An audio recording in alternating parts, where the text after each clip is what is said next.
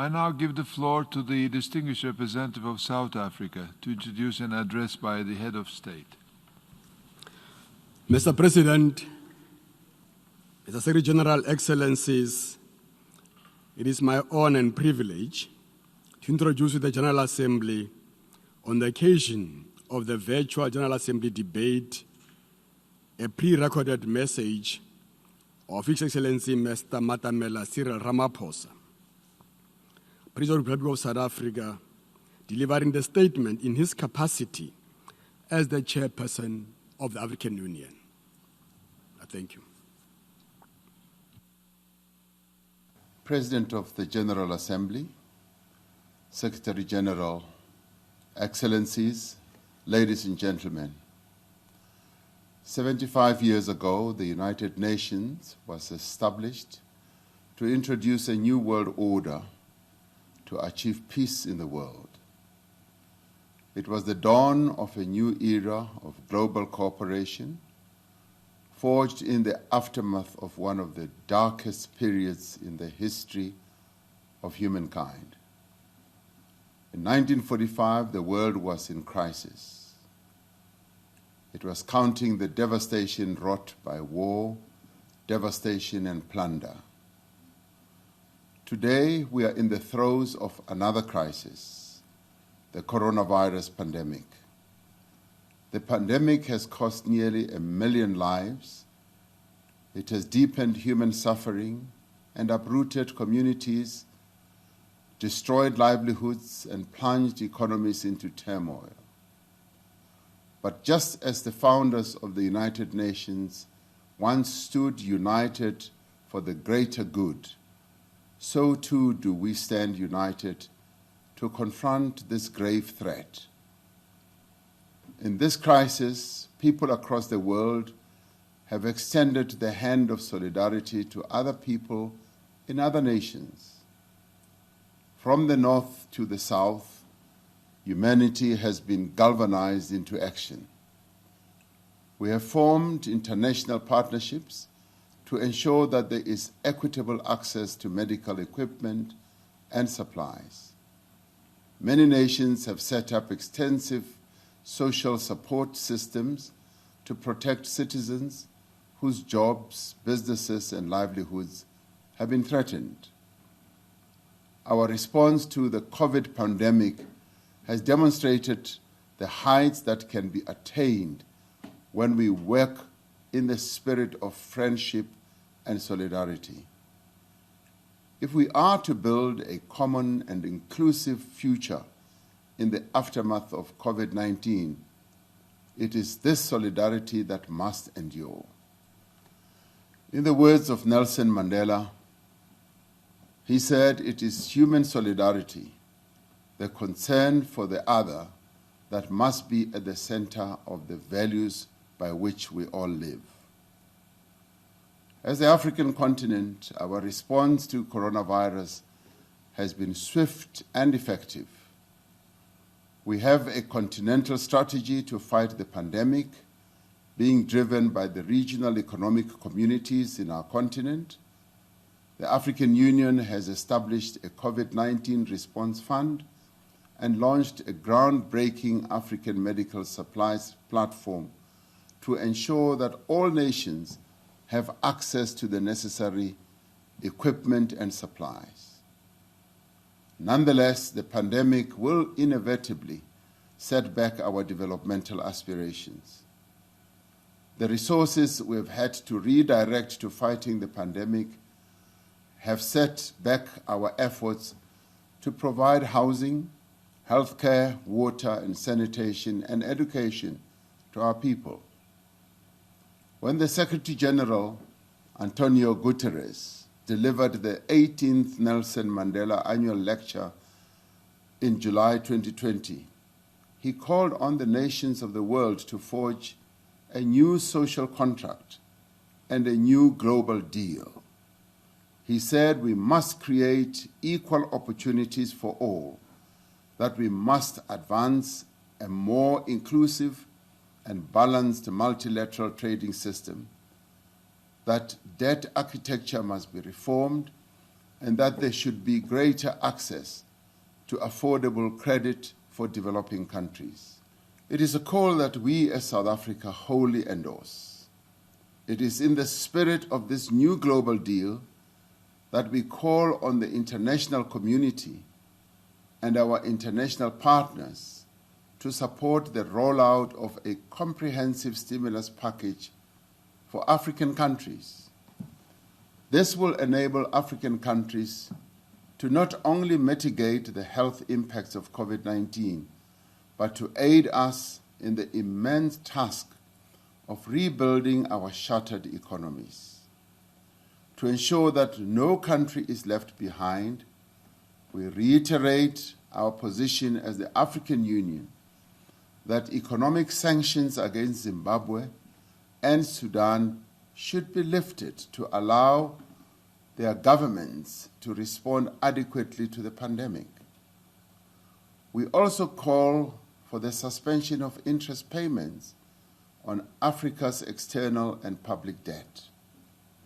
As the African Union, we are encouraged by the collaboration of the G20, the IMF, the World Bank, and the UN towards finding solutions to debt sustainability in developing countries.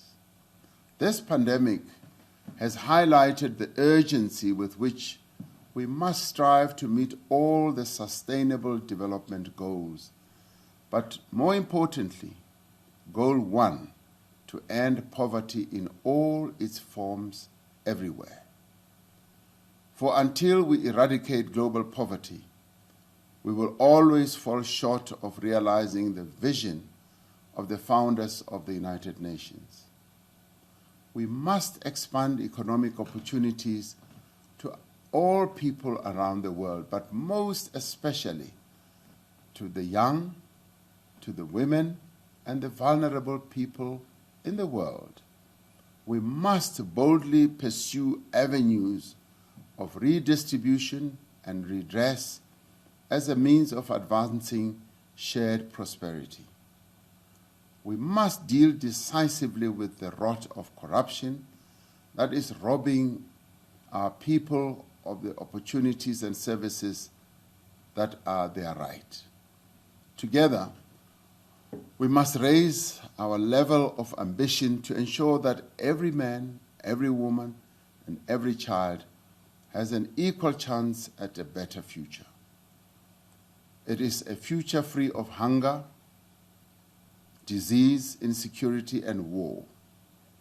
It is a world that affirms the dignity and the worth of all, regardless of race, ethnicity, gender, sexual orientation, religious affiliation, or social circumstances. The year 2020 will be remembered for the massive groundswell to push back the frontiers of racism under the umbrella #Black Lives Matter movement. As a country that has known too well the anguish of institutionalized racism, South Africa supports the demands for swift action against racism, whether committed by individuals, companies, officials, or a state. South Africa calls on the United Nations to spare no effort to end prejudice and intolerance in all its forms and whatever and wherever it is found. In the words of Dr. Martin Luther King Jr., he said, "Injustice anywhere is a threat to justice everywhere." As we mark the 25th anniversary of the adoption of the Beijing Platform for Action, we must intensify our efforts to empower women and girls. It is the right of women and girls to be full and equal participants in the workplace, in political life and decision-making, in the economy, in obtaining an education, and in society as a whole.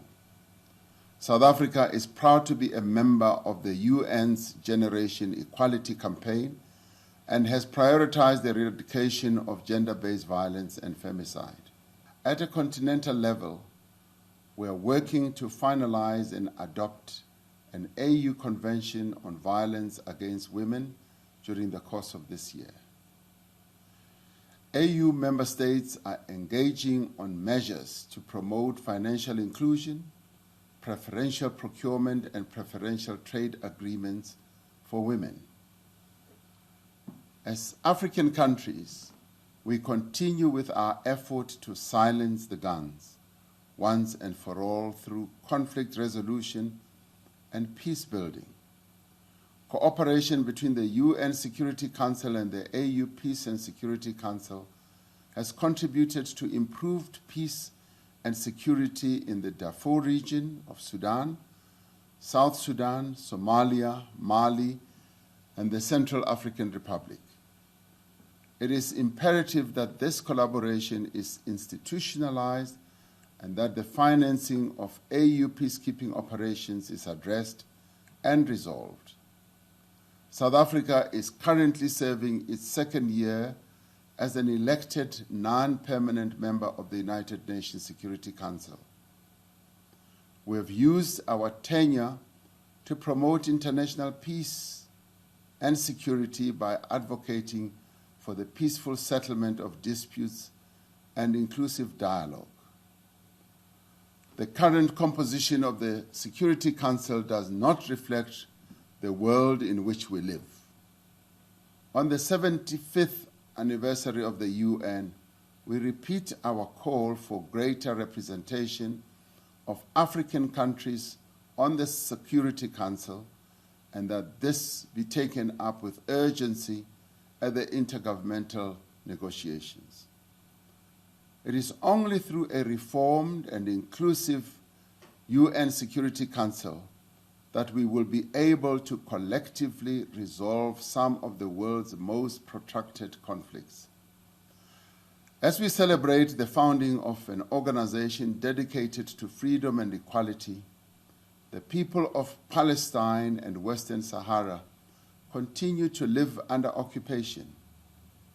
We repeat our call for an end to the illegal occupation of Western Sahara and for the Palestinian people's right to self-determination. We further call for the lifting of the economic embargo and blockade of Cuba. Your Excellencies, we have no choice but to work together to address the climate change crisis. As we rebuild in the aftermath of this pandemic, we have an opportunity to place the global economy on a low-carbon, climate-resilient developmental path. We must advance the principles of the green and circular economies, not just for the sake of environmental sustainability, but because of the opportunities for job creation and economic growth. The global recovery effort must place climate change, adaptation, mitigation, and support at its center, in line with the Paris Agreement and other multilateral environmental commitments. As the founders of the UN stood at a crossroads in 1945, so do we, 75 years later. They answered history's call to craft a new order for a world in crisis. Today, we battle the fires of a deadly pandemic, of racism and prejudice, of violence, war, and extremism, and above all, of poverty and inequality. The order we seek to build must be rooted in solidarity, equality, and unity of purpose. The coronavirus pandemic has presented us with a choice. It is a choice between the global cooperation envisaged in the UN Charter or the pursuit of narrow self-interest and unilateralism. It is a choice between tolerance or prejudice. It is also a choice between economic justice or growing inequality. The path we choose now will determine our collective destiny. Though we face the most daunting of prospects, we have at our disposal the most potent force. It is the solidarity and friendship upon which the United Nations was founded.